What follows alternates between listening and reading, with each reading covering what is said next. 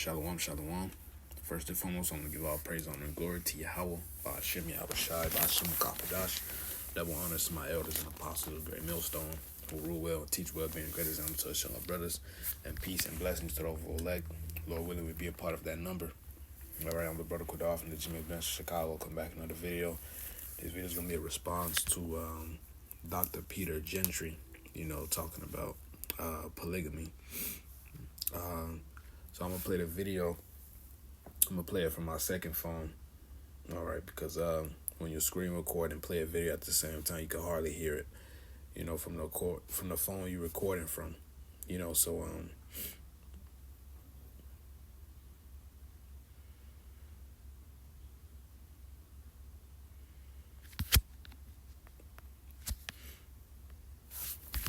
just play it from my second phone.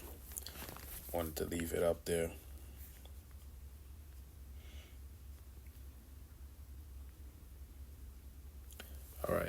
All right, it's ready.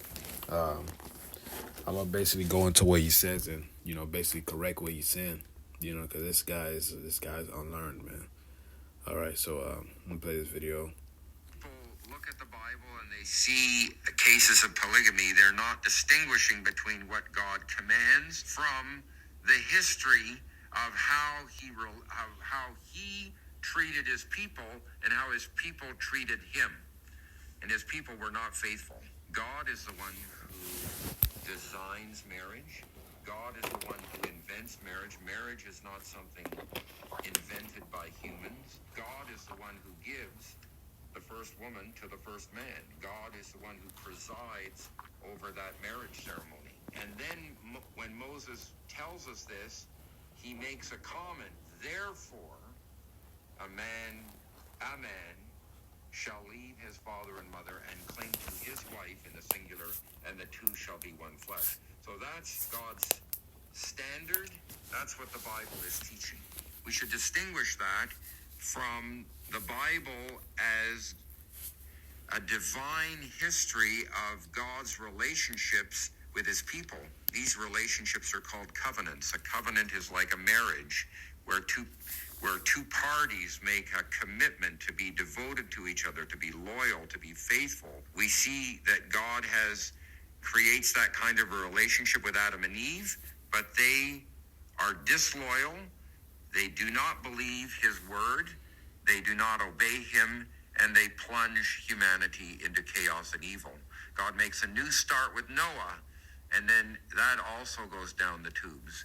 God makes a new start with Abraham and his family. Then God makes a covenant with Israel, the family of Abraham. And the whole the chosen family of Abraham. History of the Old Testament is a history of how human partners are unfaithful. Human partners are disloyal. They do not believe in the word of God. They do not believe what God says. They do not obey his royal rule and kingship. And they rebel, and they want to establish what is right and wrong for themselves. And so in that history, we see a constant violation of the original standard. And so that's what we're seeing. We see that with Abraham, God promises him a child. He doesn't trust God. He doesn't wait for God. He tries to do it on his own strength, and he has a relationship with Sarah's female servant. And that's fucking wrong. All right, this is matter of fact, let's do it in the BLB. That'll be way better. This Genesis 16. We can really just start from the top. It says, now Sarai, this before her name was changed to Sarah, Abram's wife. Also, before his name was changed to Abraham, it says, bear him no children, and she had an handmaid, an Egyptian, whose name was Hagar. And Sarai said unto Abram, behold, now Yahweh have restrained me from bearing. I pray thee, go unto my maid. It may be that I may obtain children by her. And Abraham hearkened to the voice of Sarah. This the NIV. It says, now Sarai, Abram's wife, had borne unto him no children, but she had an Egyptian slave named Hagar. So she said to Abram, Yahweh have kept me from having children. Go sleep with my slave. Perhaps I can build a family through her. Abraham agreed to what Sarai said. Verse 3, after Abram's wife took after and Sarai's Abram's wife took Hagar, her maid, the Egyptians, after Abram had 12, it's like it dwelt 10 years in the land of Canaan, and gave her to her husband Abram to be his wife. And he went into Hagar, and she conceived. And when she saw that she had conceived, her mistress was despised in her eyes. And Sarai said unto Abram, my wrong be upon thee. I have given my maid into thy bosom. When she saw that she had conceived, I was despised in her eyes. Yahweh judge between me and thee. All right, so let's read that from the NIV. It says, so after Abram had been living in Canaan 10 years, Sarai his wife took her Egyptian slave Hagar and gave her to her husband, to his wife. And he slept with Hagar, and she had conceived. When she knew she was pregnant, she began to despise her mistress. Then Sarai said unto Abram, you are responsible for the wrong I am suffering. I put my slaves in your arms, and now she knows that she is pregnant. She surprises me. She despises me, Salakia. May Yahweh judge between you and me. With verse 6, your slave is in your hands. Abram said, do with her whatever you think is best. And Sarai mistreated Hagar, so she fled from her. All right, so to say, Abraham didn't trust the Lord, that's completely off as fuck, man. All right. And he says, and Sarai gave, Sarah gave her handmaid to Abraham. So he didn't do it out of I'm getting impatient with the Most High, this and that. Nah. All right, hey, let's not forget that the Most High tried Abraham by telling him to sacrifice Isaac. It was all a test, but Abraham was willing to do it. All right, and this is why you should let the prophets preach, man. These professors have no fucking knowledge at all, man. They don't even read the scriptures.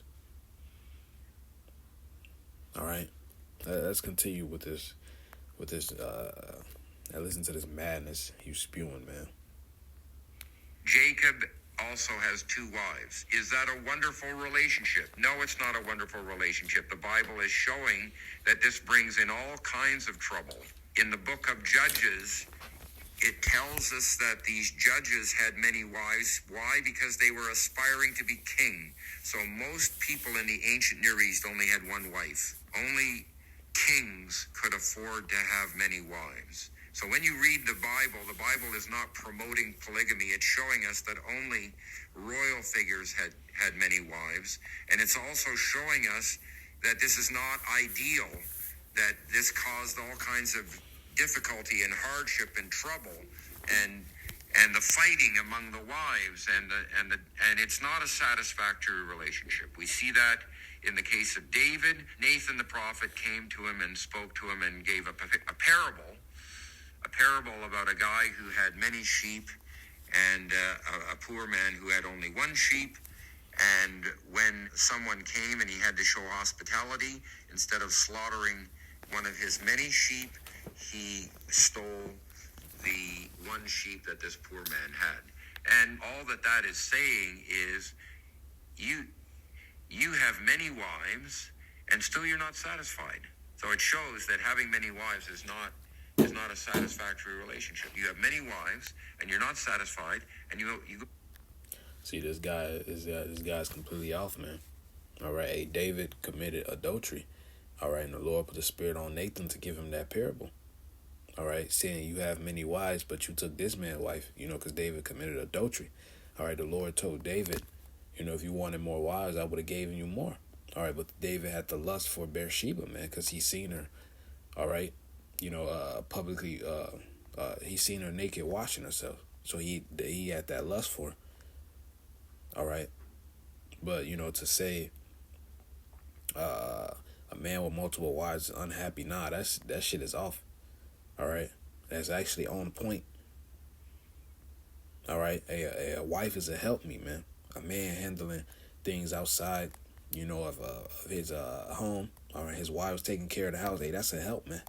All right, his wife is also working. Hey, that's more money in his pockets, man, for his family. All right. Hey, that's just the spirit of Esau coming, man. Because Esau really a mo. All right. Once again, to say Abraham is unfaithful, that shit is completely off. All right, let's not forget that, when he was dwelling with his nephew Lot, all right, they had too much substance to live with each other. Hey, so he told Lot, if you go left, I'll go right.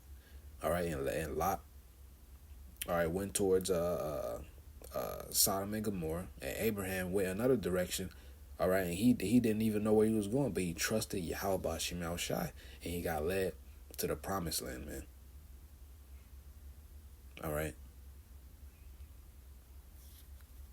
You have to go and steal the one woman that this one person has. We see that in the case of Solomon. Solomon is a tragic figure because he did not practice what he preached. So you have the wisdom of Solomon in what he wrote, but we don't see the wisdom of Solomon in the way he lived. Yeah, the scripture says Solomon searched out all things, man. This is 1 Kings 11 and 1. It says, the king Solomon loved many strange women, together with the daughters of Pharaoh, women of the Moabites, Ammonites, Edomites, Zidonians, and Hittites. All right, so these are heathen nations. All right. Of the nations of concerning which Yahweh has sent to the children of Israel, you shall not go into them, neither shall they come into you. For surely they will turn away your mind, your heart, after their power. Solomon clave unto these in love. Right, so there's nothing wrong with being with a heathen. All right? They just aren't your wives, man.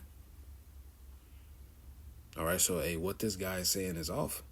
All right, because if that was off, if being with another nation was off, all right, hey, then Boaz was going off when he was with Ruth, all right, King David's grandmother.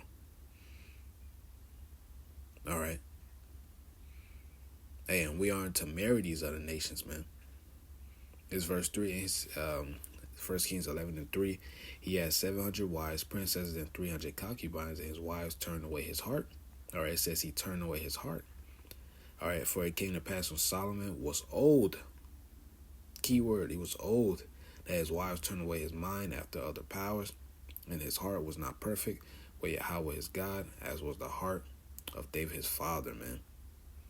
All right, hey, cause so in his old age, all right, was his mind turned away, man. Okay. So let's continue with what this man is saying. He disregarded his own wise principles. He multiplied wives, which is expressly forbidden for kings in Deuteronomy 17. The king. That's hey, I honestly don't know how these guys earned the title of professor, man. King is not to multiply wives, not to multiply gold, not to multiply horses, because who is a king going to marry? He's going to marry a princess from another country, and it's going to create a political alliance, and they're going to trust in that alliance, and they're not going to trust in the Lord. He's not to multiply horses because he's faith. They're not men of morality. Not everything they did was moral. If you look at the New Testament and look at what Jesus says in the New Testament and look at what the apostles say, they never hold up anyone from the Old Testament as a moral example. They hold them up as examples of faith, but not as examples of morality. So there's a very clear difference between what God commands and instructs us to do in marriage and how his people actually behaved in the history that's recorded for us. That's enough of that folly. This is Genesis 18 and 12. It's Genesis 18 and 12. It says, therefore Sarah. So like I'm gonna start at 10. It says, and he said, it's talking this Yahweh Shai. It says, and he said, I will certainly return unto thee according to the time of thy life, and lo, Sarah thy wife shall have a son. And Sarah heard it in the tent door, which was behind him. Now Abraham and Sarah were old and well stricken in age. I remember this is when the angels came and visited them. All right, it says, Now Abram and Sarah were old and well stricken in age, so they were both of old age. And it ceased to be with Sarah after the manner of woman. Therefore Sarah laughed within herself, saying, After I am waxed old, shall I have pleasure, my Lord being a Lord also?